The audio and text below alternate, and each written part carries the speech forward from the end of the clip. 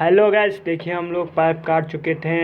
देखिए इधर में बेकार हो चुका है, काला नहीं लगेगा, कुछ भी नहीं लगेगा। ये पाइप लगाएंगे, देखिए आप। इसके बाद कटिंग कर रहे हैं फटाफट। उसके बाद देखिए कितना फास्ट कटिंग हो चुका है।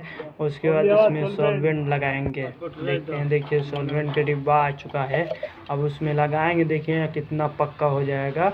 आप भी पाइप इससे आप ऊपर कटा हुआ होगा चाहे नीचे लिया के लगा सकते हो, बहुत बढ़िया हम लोग लगाते हैं। देखिए सॉल्वेंट लग चुका है, अब लगाएंगे। बहुत बढ़िया लगता है यार भाई।